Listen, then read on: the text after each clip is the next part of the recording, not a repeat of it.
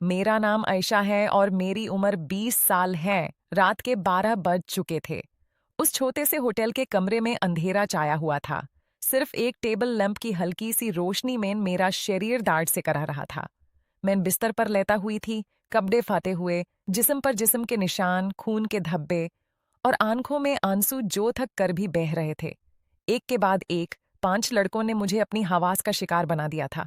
दर्द की हद पार कर चुका था, पर मैं चुप थी, क्योंकि मैंने खुद यह रास्ता चुना था। लेकिन ये सब शुरू कहाँ से हुआ था? मेरा नाम आयशा है। मैं एक अमीर घर की नहीं, बिल्कुल नॉर्मल सी मिडिल क्लास फैमिली से हूँ।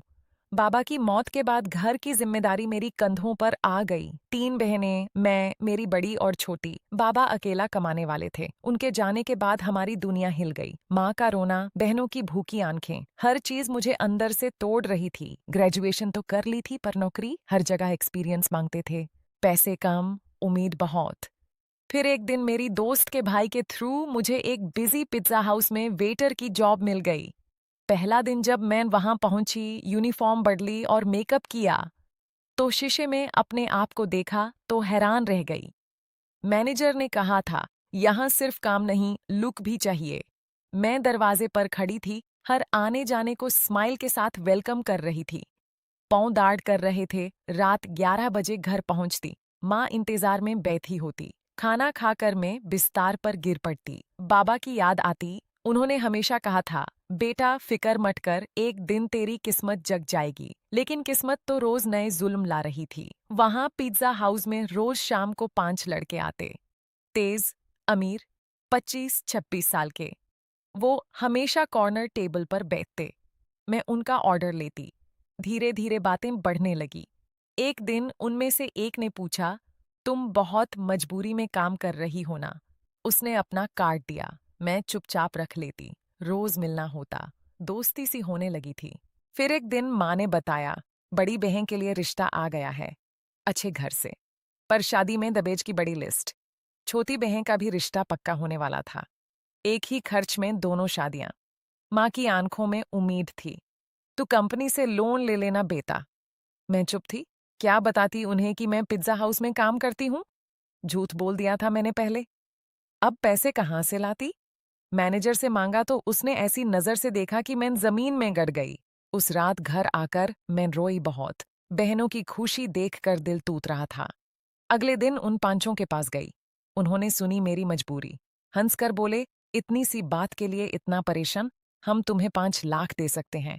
बस एक रात हमारे साथ बिता दो। मेरा दिल धाधक गया। इनकार कर दिया पहले, पर घर जाकर माँ और बहनों की खुशी देखकर मैं टूट गई। एक रात, सिर्फ एक रात, फिर सब ठीक हो जाएगा। मैंने उन्हें हाँ कर दी। माँ से झूठ बोला। कंपनी में लेट नाइट शिफ्ट है, लोन अप्रूव हो गया। उस रात उन्होंने मुझे एक होटल ले गए। पहले 2 लड़कों ने मुझे ऐसे छुआ जैसे मैं कोई चीज हूं, इंसान नहीं। दाढ़ से मैं करह उठी। तीसरा आया, फिर चौथा। हर एक के बाद मेरा जिस्म और टूट रहा था। आंसू बह रहे थे, पर मैं चुप थी। ये सब बहनों की खुशी के लिए है, दिल को समझाती रही।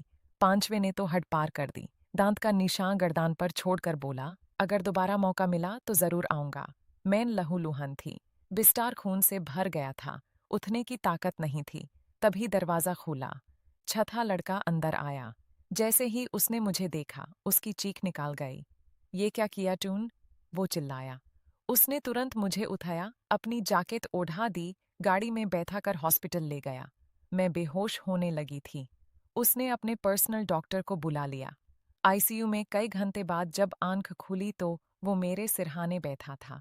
अस रात मैंने जाना, वो उन पांचों का दोस्त तो था, पर बिल्कुल अलग। उसने बताया कि वो पहले दिन से मुझे नोटिस कर रहा था पिज्जा हाउस में। उन पांचों को उसने मना किया था कि ऐसा मत करो, पर उन्होंने नहीं माना। वो एक्चुअली मुझे बचाने आया था उस रात। उसने उन पांचों से पैसे भी वसूल किए और मुझे दे दिए। हॉस्पिटल का खर्चा भी उसने खुद उठाया।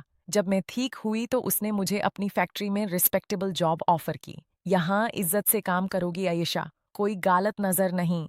आज मेरी दोनों बहनों की शादियां हो चुकी हैं। घर में खुशी है। मैं उस लड़के की फैक्ट्री में काम करती हूँ, इज्जत से, खुश रहकर। कभी कभी उससे बात होती है। वो कहता है, दुनिया में कुछ लोग ऐसे भी होते हैं जो बिना मतलब के मदद करते हैं। लेकिन मैं जान गई हूँ, आजकल बिना मतलब के मदद करने वाले बहुत कम हैं। लड़कियां जब मजबूरी में घर से निकालती हैं तो दुनिया उन्हें सिर्फ एक चीज समझती है। पर मैं कहती हूँ, अपनी इज्जत कभी मत तोड़ना, चाहे कितनी भी मजबूरी हो। फैमिली के लिए लड़ना सही है, पर खुद को बर्बाद करना नहीं। अगर आप भी किसी मजबूरी में हो तो याद रखना, अल्लाह रास्ता जरूर दिखाता है। बस हिम्मत मत हारना। कैसी लगी आपको मेरी कहानी? कमेंट में जरूर बताना। अगर दिल छुआ हो तो लाइक कर दें और चैनल सब्सक्राइब कर लेना, ताकि ऐसी और सच्ची कहानियां आप तक पहुंच सके। अल्लाह आप सबकी मदद करे।